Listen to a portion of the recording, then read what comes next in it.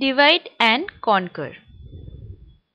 Divide and conquer is a computing paradigm where we divide a problem recursively into subproblems and then solve each subproblem on its own and combine the solution of these subproblems to obtain the solution of the entire problem.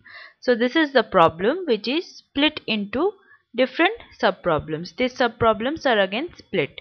So after all the subproblem solution is found, these solutions are merged to form a single solution. Divide and conquer consists of three main components. Divide. The problem is divided into smaller instances called subproblems. Conquer. Conquering the subproblem to solve them recursively. When the subproblem is trivial, we solve them in a simple manner. Combine. After computing the solution to all the subproblems, we combine them. Why divide and conquer? It solves difficult and impossible looking problems very easily.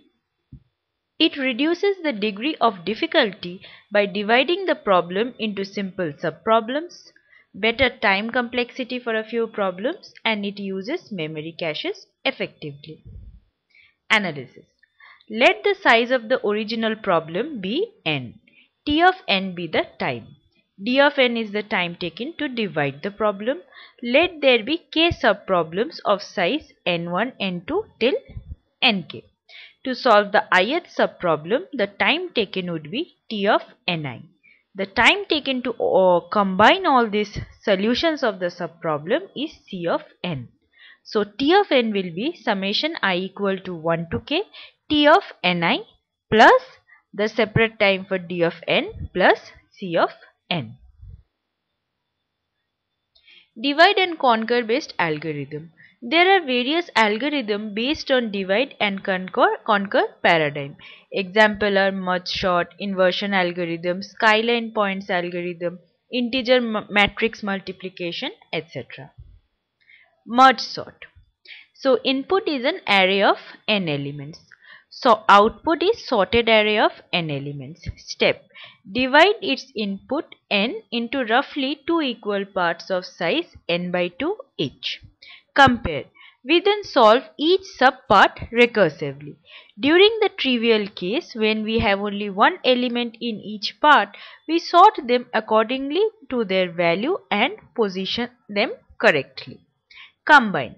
We have already solved the subproblem for the left subpart and the right subpart. We then solve for the whole problem by comparing the head of both the arrays one by one and copying the smaller value to an auxiliary array until the entire array is sorted. So this is the pseudocode for the merge sort. So merge sort of array ij.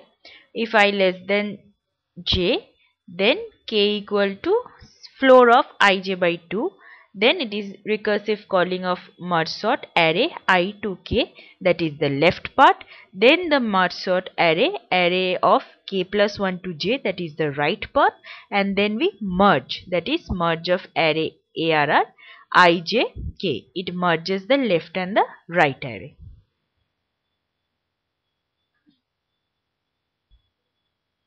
So this is the array that we wish to sort. So there are 16 elements. So at the 8th position we can split it. Again this can be split at this position giving these two subarrays. This can be again split at this position giving this smaller subarrays. Finally we will get an subarray that will have only one element each. So similarly in the right part also we break until we get until we get the arrays in which there is only one element. Now after this step, see, this is the left array. So this is the final stage in which we get the array of one element each. So now further division is not possible. Next we move on to merging. That is, see, 18 and 26 can be merged, and during merging we will sort 18, 26. These are already in correct order, so it will be merged like this. 32 and 6 while merging will become 6 and 32. Similarly, while merging this 4, first there will be 6, then 18, then 26, then 32. Similarly, we will repeat for this side also, and finally while merging these two array, we will merge in the correct order. So this is the entire example of merge sort.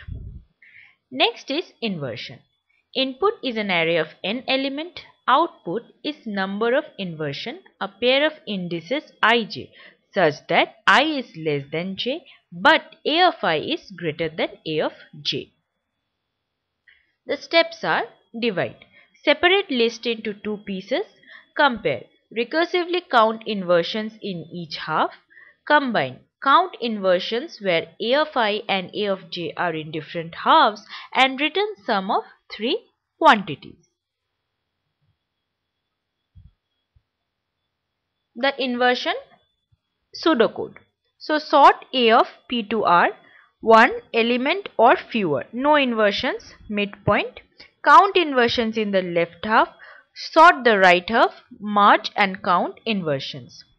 Merges A, P equal to P from P to M with A of M plus 1 till R. Initialize indices, inversion counter. While both the subarrays are non-empty, take next item from the left subarray, increment the inversion counter. Take next item from the right subarray, copy extras from the left subarray to B, increment inversion counter, copy extras from the right subarray to B and copy back B to A. So this is the array that we wish to invert. So similar to merge sort, we will first split it until we get one element each. And after that, from each element we have to merge for inverting them. See, these are in correct order, so this is correct. For this we will require one inversion, that is first 1 then 4. For this pair again one inversion will be there. Again for this pair an inversion will be required. So in this stage there are 3 inversions. In this stage, how many inversions are required? See, for we will merge this 2 and this 2. So for this there will be 1 and 4 and then 6 and 8 will go in this position. Calculate the number of knots formed. 4. Here there are 4 inversions. Again in this place there are only 2 inversions. 2 knots are formed. So 6 inversions are there. So similarly from this place again we will place all the numbers in their correct position and calculate the number of intersecting knots.